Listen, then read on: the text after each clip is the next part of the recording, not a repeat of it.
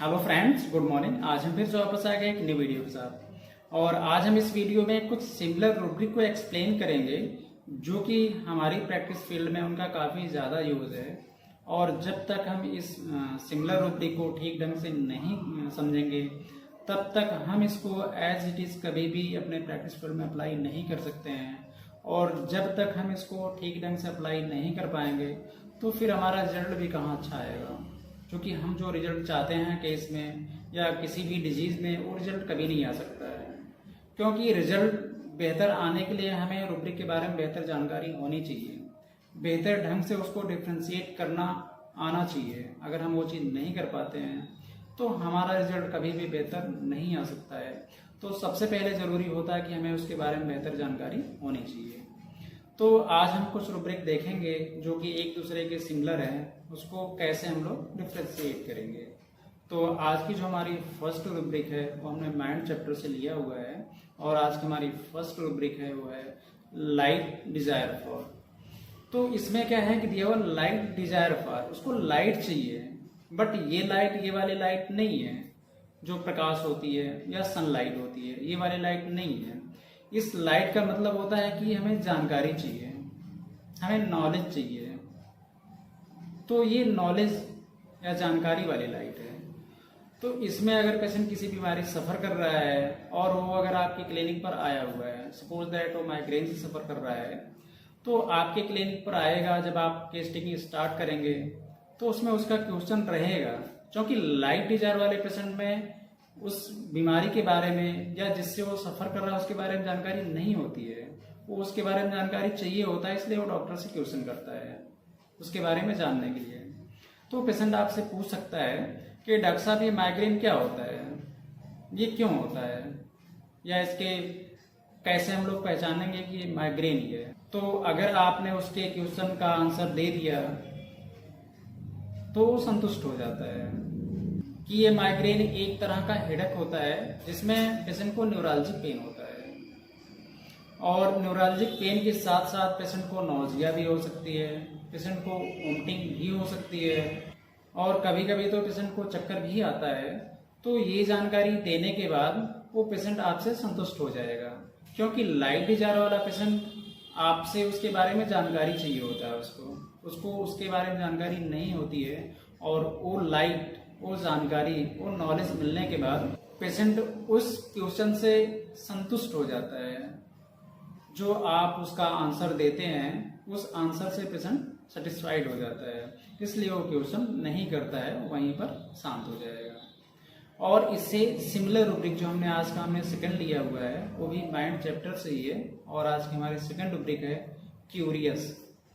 तो क्यूरियस वाले पेशेंट में भी उस पर्टिकुलर डिजीज के बारे में या जिस बीमारी से वो सफ़र कर रहा है उसके बारे में उसको जानकारी नहीं होती है, ये भी आपसे जानकारी के लिए ही क्वेश्चन करेगा। जैसे कोई पेशेंट लीवर सिरोसिस से सफ़र कर रहा है, उसको कंफर्म हुआ है, पता चला है टेस्ट से कि उसको लीवर सिरोसिस है, और उसका इलाज लेने के लिए, ट्रीटमेंट लेने के लिए वो आपके क्लिनिक पर आया हुआ है। तो उसमें आप से पेशेंट क्वेश्चन करेगा, डॉक्टर साहब ये लीवर सिरोसिस क्या होता है, इसमें क्या तकलीफ हो सकती है या इससे क्या नुकसान हो सकता है। तो अगर आपने उसके क्वेश्चन का आंसर दे दिया एक कि लीवर सिरोसिस क्या होती है, तो फिर वो नेक्स्ट क्वेश्चन करेगा आपसे कि इसमें क्या क्या तकलीफ हो सकती है या क्या क्या परेशानी हो सकती है। वो फिर आपसे दूसरा क्वेश्चन करेगा। फिर अगर आपने उसका आंसर दे दिया तो फिर वो नेक्स्ट क्वेश्चन आपसे करेगा, डॉक्टर साहब इसमें क्या क्या परहेज करना चाहिए। मतलब उसका क्वेश्चन जल्दी बंद ही नहीं होता है, वो उसके बारे में नेक्स्ट जानकारी, फिर नेक्स्ट जानकारी उसको चाहिए होती है, और ये क्वेश्चन उसका चलता रहता है। क्यूरियस में पेशेंट डॉक्टर से इजीली संतुष्ट नहीं होता है क्योंकि उसकी क्वेरी बनी होती है जानने की, और वो क्वेश्चन उसका स्टार्ट रहता है। एक का आंसर मिलेगा फिर दूसरा क्वेश्चन, फिर उसका आंसर मिलेगा फिर नेक्स्ट क्वेश्चन। तो इस तरीके से क्यूरियस पेशेंट का आंसर क्वेश्चन आंसर चलता रहता है, वो इजीली संतुष्ट नहीं होता है। और आज की जो हमारी थर्ड रूब्रिक है वो भी हमने माइंड चैप्टर से ही लिया हुआ है, जो कि इससे मिलती जुलती है। और आज की जो हमारी थर्ड रूब्रिक है वो है डाउटफुल स्केप्टिकल। तो इसमें डाउटफुल का मतलब होता है संदेह, पेशेंट को क्या है, संदेह है। और स्केप्टिकल का मतलब होता है कि नॉट इजली कन्विंस, मतलब इसमें पेशेंट क्वेश्चन तो करेगा बट वो डॉक्टर से इजीली कन्विंस नहीं होगा, क्योंकि उसको संदेह है, शक है। तो इसमें एक डिफरेंस ये है लाइक डिजायर फॉर और क्यूरियस से, कि लाइक डिजायर फॉर और क्यूरियस में पेशेंट को उस बीमारी के बारे में या जिससे वो सफ़र कर रहा है उसके बारे में जानकारी नहीं होती है, वो डॉक्टर से जानकारी के लिए क्वेश्चन करता है। लेकिन इसमें डाउटफुल स्केप्टिकल में कि पेशेंट को उस बीमारी के बारे में जानकारी होती है बट उसको उसमें संदेह होता है कि जो हमारी जानकारी है, जो हमने जानकारी लिया हुआ है, चाहे वो नेट के थ्रू हो, चाहे गूगल के थ्रू हो, चाहे किसी डॉक्टर के थ्रू हो, या किसी भी पर्सन के थ्रू हो, जो भी उसने जानकारी लिया है उसको उस पर संदेह होता है।